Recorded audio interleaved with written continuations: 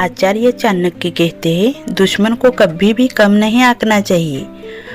उसकी मानसिकता और कमजोरियों को समझे और अपनी योजनाओं को हमेशा गुप्त रखे और धैर्य से काम ले। दुश्मन के उकसाने पर प्रतिक्रिया देने के बजाय हमेशा शांत रहे और अपनी कमजोरियों को कभी भी उजागर न करे। आप दुश्मन से मित्र जैसा व्यवहार करें, लेकिन उस पर कड़ी नजर रखें। भले ही दुश्मन छोटा या कमजोर लगे, लेकिन कभी भी उसे हल्के में नहीं लेना चाहिए, क्योंकि वह आपको बड़ा नुकसान पहुंचा सकता है। दुश्मन को हराने के लिए उसकी रणनीति और मानसिकता को समझना बहुत जरूरी है, जिससे आप उसकी कमजोरियों को पहचान सकते हैं। अपनी योजनाओं को कभी भी उजागर नहीं करें, क्योंकि गोपनीयता आपकी सबसे बड़ी शक्ति है और दुश्मन को आपकी कमजोरियां पता नहीं चलनी चाहिए। शत्रु आपको उकसाने की कोशिश करेगा ताकि आप क्रोध में कोई गलत कदम उठा ले, इसलिए हमेशा शांत रहे और गुस्से में न आए। गुस्से पर हमेशा काबू रखें।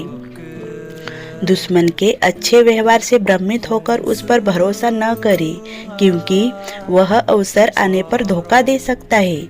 दुश्मन की गतिविधियों पर पैनी नजर रखें और उसकी कमजोरियों को समझे।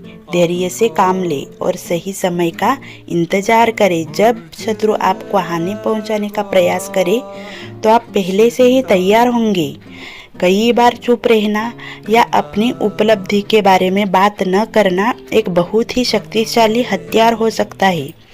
निंदा करने वाले लोगों को अनदेखा करना उन्हें मानसिक रूप से तोड़ सकता है, क्योंकि उन्हें लगेगा कि वे आपके लिए महत्वपूर्ण नहीं है। बलवान शत्रु को विनम्रता से वश में करने का प्रयास करें और दुर्जन शत्रु को प्रतिकूल व्यवहार करें, ताकि उसकी दुष्टता पर अंकुश लगे। दुश्मन को हराने के लिए सबसे पहले मित्र जैसा व्यवहार करना चाहिए। इससे उसकी योजनाओं, सोच और कमजोरियों को निकट से समझा जा सकता है। समय आने पर आप उसे परास्त कर सकते हैं।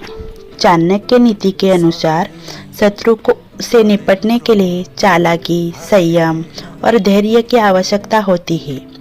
दुश्मन को कैसे पहचानें?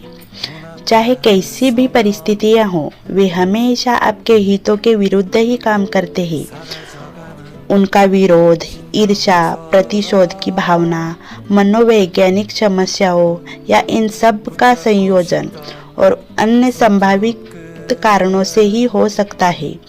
अगर एक सच्चा दोस्त वह होता है जो हमेशा आपका साथ देता है, तो एक सच्चा दुश्मन वह होता है जो हमेशा आपके पीठ में छुरा घोंपता है।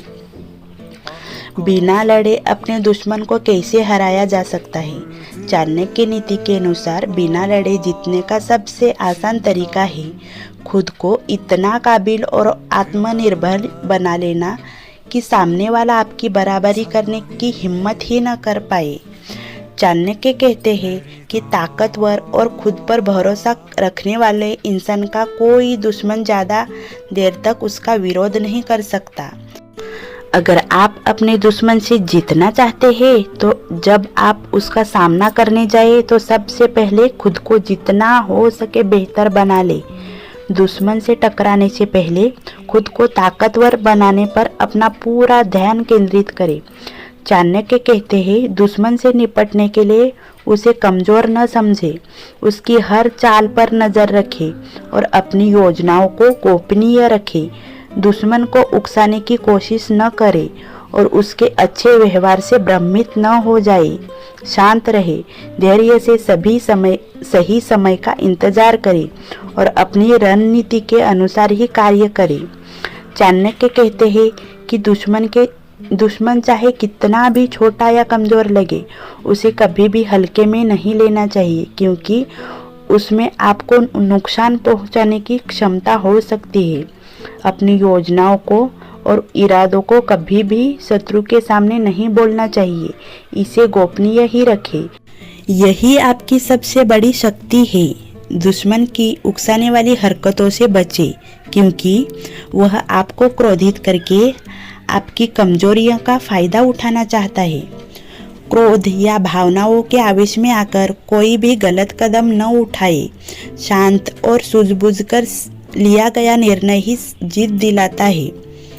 किसी भी शत्रु के खिलाफ कोई भी कदम उठाने से पहले सही समय का इंतजार करना बहुत जरूरी होता है। शत्रु को हराने के लिए बल से ज़्यादा दिमाग का प्रयोग करें। अपनी बुद्धि का इस्तेमाल करके उसे उसकी अपनी गलतियों के जाल में फंसाने की कोशिश करें। आचार्य चाणक्य कहते हैं, शत्रु को बुद्धिमानी से हराना चाहिए।